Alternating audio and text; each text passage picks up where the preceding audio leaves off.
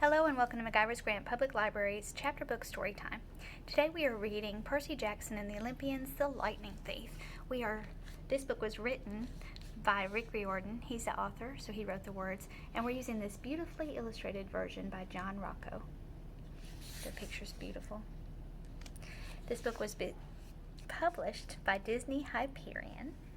We're on chapter 17. We're just starting it. It's called We Shop for Waterbeds, and there's a picture.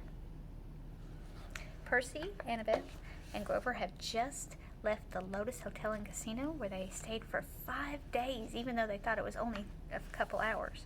They only have 1 day left to complete their quest. It was Annabeth's idea. She loaded us into the back of a Vegas taxi as if we actually had money and told the driver, "Los Angeles, please." The cabbie chewed his cigar and sized us up. "That's 300 miles. For that, you got to pay up front." "You accept casino debit cards?" Annabeth asked. He shrugged. "Some of them. Same as credit cards. I got to swipe them through first." Annabeth handed him her green Lotus cash card. He looked at it skeptically. "Swipe it," Annabeth invited. He did. His meter machine started rattling. The lights flashed. Finally, an infinity symbol came up next to the dollar sign. The cigar fell out of the driver's mouth. He looked back at us, his eyes wide. "Where in Los Angeles, Your Highness?" "The Santa Monica Pier." Annabeth sat up a little straighter. I could tell she liked the "Your Highness" thing. "Get us there fast and you can keep the change." Maybe she shouldn't have told him that. The cab speedometer never dipped below 95 the whole way through the Mojave Desert. On the road we had plenty of time to talk. I told Annabeth and Grover about my latest dream, but the details got sketchier the more I tried to remember them. The Lotus Casino seemed to have short-circuited my memory. I couldn't recall what the invisible servant's voice had sounded like, though I was sure it was somebody I knew. The servant had called the monster in the pit something other than my lord, some special name or title.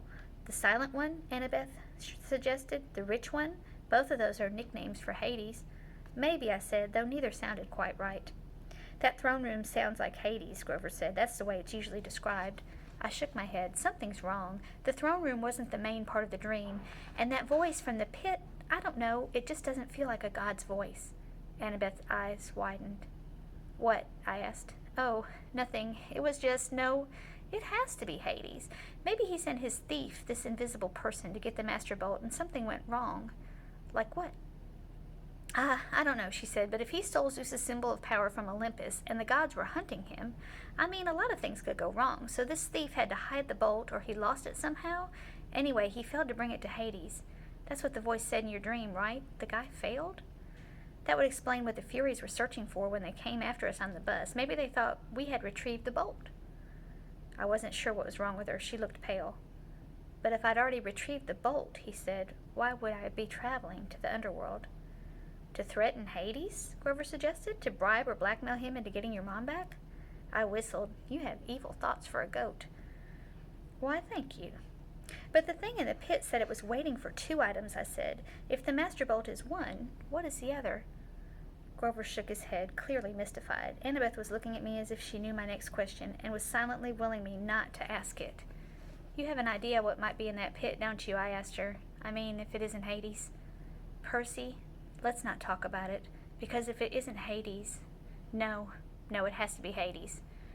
Wasteland rolled by. We passed a sign that said California State Line 12 miles.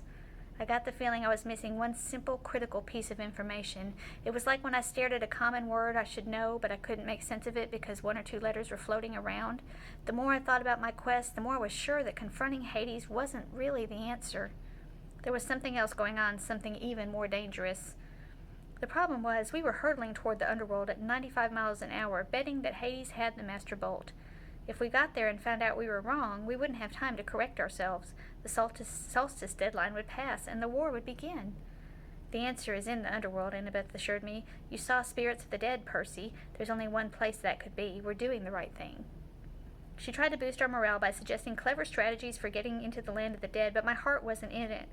There were just too many unknown factors. It was like cramming for a test without knowing the subject, and believe me, I'd done that enough. The cab sped west. Every gust of wind through Death Valley sounded like the spirit of the dead. Every time the brakes hissed on an 18-wheeler, it reminded me of Ecnita's reptilian voice. At sunset, the taxi dropped us at the beach in Santa Monica. It looked exactly the way LA beaches do in the movies, only it smelled worse. There were carnival rides lining the pier, palm trees lining the sidewalks, homeless guys sleeping in the sand dunes, and surfer dudes waiting for the perfect wave. Grover, Annabeth, and I walked down to the edge of the surf. "What now?" Annabeth said. The Pacific was turning gold in the setting sun. I thought about how long it had been since I'd stood on the beach at Montauk, on the opposite side of the country, looking out at a different sea. How could there be a God who could control all of that? And what did my science teacher used to say? 2/3 of the earth was covered in water. How could I be the son of someone that powerful? I stepped into the surf. "Percy," Annabeth said, "what are you doing?" I kept walking, up to my waist, into my chest. She called after me, "You know how polluted that water is? There's all kinds of toxic..." And that's when my head went underwater. I held my breath at first. It's difficult to intentionally inhale water. Finally, I couldn't stand it anymore. I gasped, and sure enough, I could breathe normally. I walked down into the shoals. I shouldn't have been able to see through the murk, but somehow I could tell where everything was. I could sense the rolling texture of the bottom. I could make out sand dollar colonies dotting the sandbars. I could even see the currents, warm and cold streams swirling together. I felt something rub against my leg. I looked down and almost shot out of the water like a ballistic missile. Sliding along beside me was a 5-foot-long mako shark. But the thing wasn't attacking. It was nuzzling me, heeling like a dog. Tentatively, I touched its dorsal fin. It bucked a little, as if inviting me to hold tighter. I grabbed the fin with both hands, and it took off, pulling me along.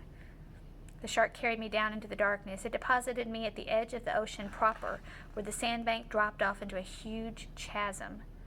It was like standing on the rim of the Grand Canyon at midnight, not being able to see much, but knowing that the void was right there. The surface shimmered, maybe 150 feet above. I knew I should have been crushed by the pressure. Then again, I shouldn't have been able to breathe. I wondered if I was a limit to how deep I could go, if I could sink straight to the bottom of the Pacific.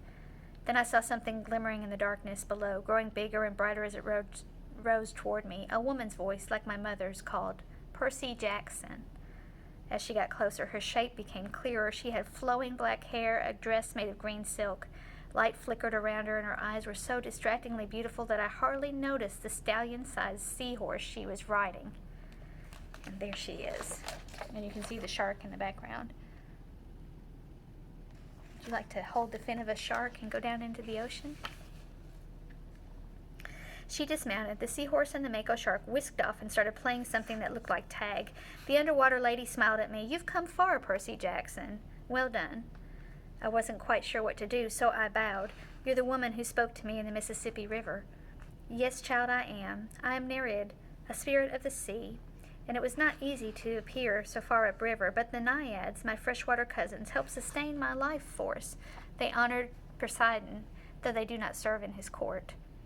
"And you serve in Poseidon's court?" She nodded. "It has been many years since a child of the sea god has been born. We have watched you with great interest." Suddenly I remembered the faces in the waves all off Montauk Beach when I was a little boy, reflections of smiling women. Like so many of the weird things in my life, I'd never given it much thought before. "If my father is so interested in me," I said, "why isn't he here, and why doesn't he speak to me?"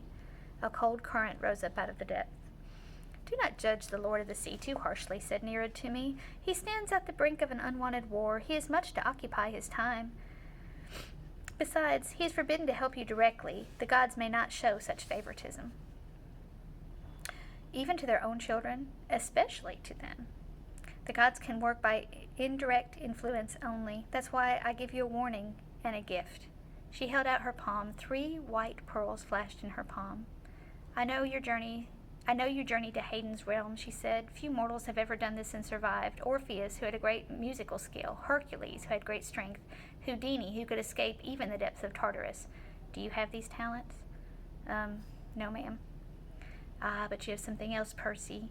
You have gifts that only you have begun to know. The oracles have foretold a great and terrible future for you should you survive to manhood. Poseidon would not have you die before your time. Therefore take these, and when you are in need, smash a pearl at your feet." "What will happen?"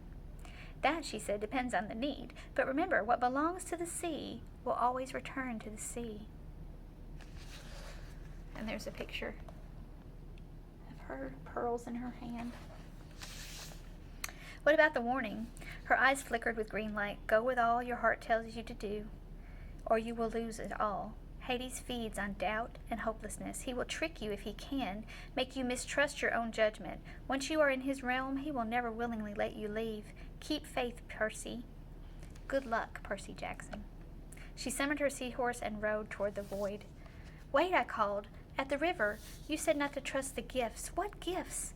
Goodbye, young hero, she called back, her voice fading into the depths. You must listen to your heart. She became a speck of glowing green, and then she was gone. I wanted to follow her down into the darkness. I wanted to see the court of Poseidon, but I looked up at the sunset darkening the surface. My friends were waiting, and we had so little time. I kicked upward toward the shore. When I reached the beach, my clothes dried instantly. I told Grover and Annabeth what had happened and showed them the pearls. Annabeth grimaced. No gift comes without a price. They were free. No, she shook her head. There's no such thing as a free lunch. That's an ancient Greek saying that translated pretty well into American. There will be a price. You wait. On that happy thought, we turned our backs on the sea. We're going to stop there. And we'll see what happens next time we get together. Thank you for joining us for Chapter Book Storytime.